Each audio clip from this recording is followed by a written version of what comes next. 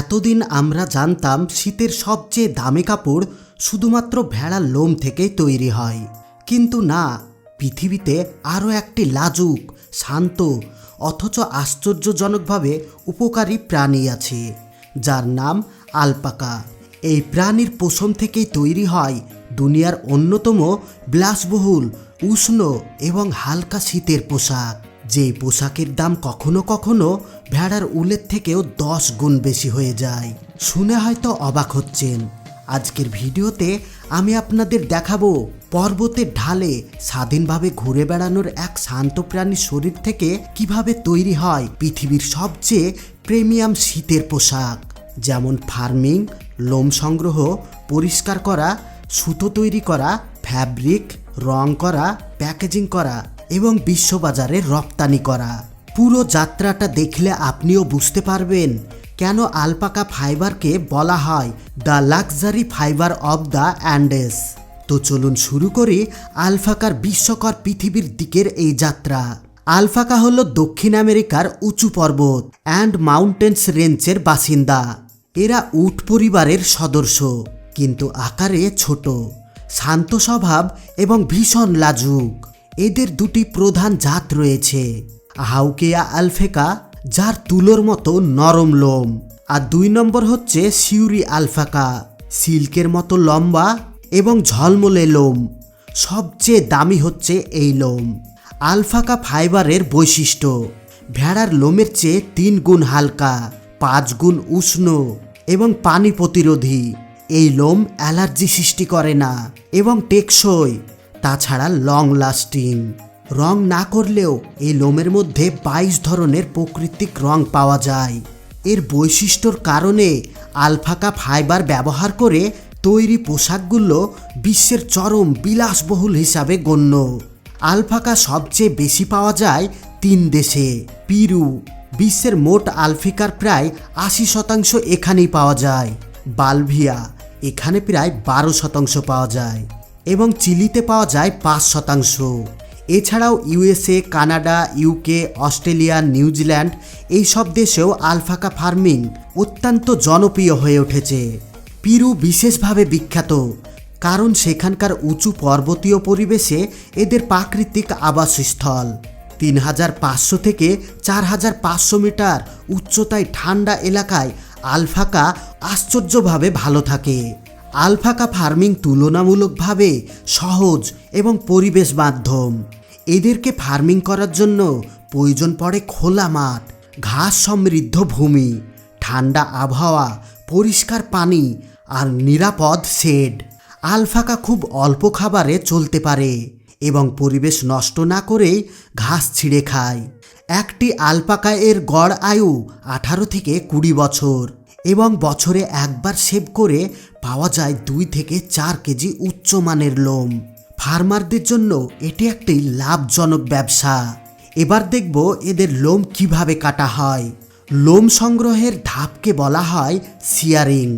এটি বছরে মাত্র একবার করা হয়, সাধারণত গ্রীষ্মের শুরুতে।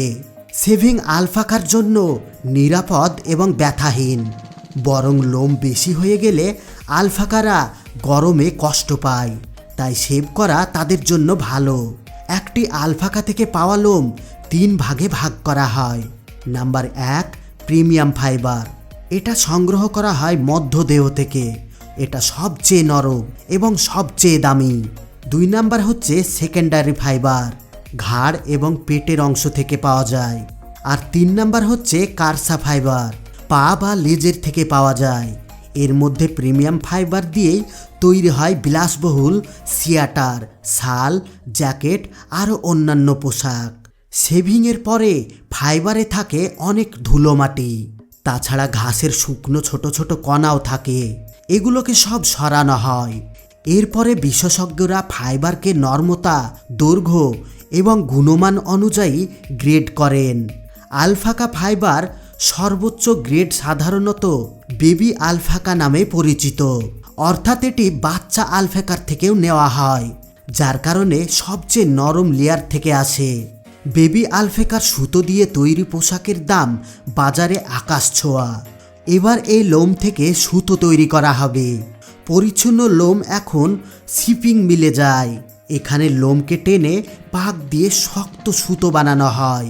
শিপিংয়ের পর আলফেকা আন অত্যন্ত নরম, হালকা এবং দৃঢ় হয়। এটাই পোশাক তৈরির মূল উপাদান। এই লোম থেকে কিভাবে পোশাক তৈরি করা হয় চলুন দেখি। আলফেকার লোম দিয়ে দুইভাবে পোশাক তৈরি হয়। এক নাম্বার হচ্ছে মেশিনিং কানেক্টিং। বিশাল ফ্যাক্টরিতে অটোমেটিক নেটিং মেশিনে সোয়াটার, জ্যাকেট, শার্ক তৈরি হয়। 2 নাম্বার হচ্ছে হ্যান্ড কানেক্টিং। দক্ষ কারিগরের হাতে তৈরি পোশাক, যা আরও প্রিমিয়াম এবং দামি। দামি আলফাকা পোশাকের মধ্যে রয়েছে প্রিমিয়াম সোয়েটার, জ্যাকেট, সার্ফ, শাল এবং বেবি ব্ল্যাঙ্কেট, এমনকি শরীর লম্বা কোট। সব তুলো বা ফ্যাব্রিককে নরম প্রাকৃতিক রঙে রাঙানো হয়। তারপর ওয়াশিং, শিফটিং, ড্রাইং, আয়রন করে পোশাককে বাজারযোগ্য করা হয়। আলফেকা ফাইবারের বিশেষত্ব হলো এতে 22 রকমের প্রাকৃতিক রং পাওয়া যায়, তাই রং করা প্রয়োজন কম। উচ্চমানের আলফেকার পোশাক সাধারণত ভ্যাকুয়াম করে প্যাক করা হয়। তারপর ওগুলোকে গিফট বক্স করা হয় অথবা ব্র্যান্ডেড পালিশ প্যাকেজিংয়ের মধ্যে রাখা হয়। এরপর এগুলো রপ্তানি হয় ইউএসএ, জাপানে, জার্মানি, অস্ট্রেলিয়া, ফ্রান্সে, এইসব শহরগুলো ছাড়াও পৃথিবীর আরও অন্যান্য দেশে পাঠানো হয়। অনেক ব্র্যান্ড আলফাকা ফাইবারকে বিলাসবহুল পণ্য হিসাবে বিক্রি করে, যার দাম $200 থেকে $2000 পর্যন্ত পৌঁছে যায়। বন্ধুরা, আলফাকার এই অসাধারণ যাত্রা পর্বতের ঢাল থেকে আন্তর্জাতিক ফ্যাশন এবং ঘর পর্যন্ত আপনার কেমন লাগলো? প্রতিদিন আমরা ভাবতাম শীতের দামি কাপড় মানেই শুধু ভেড়ার লোম, কিন্তু আলফাকা প্রমাণ করে দিল প্রকৃতির প্রতিটি প্রাণীর মধ্যেই লুকিয়ে আছে এক একটি বিস্ময়।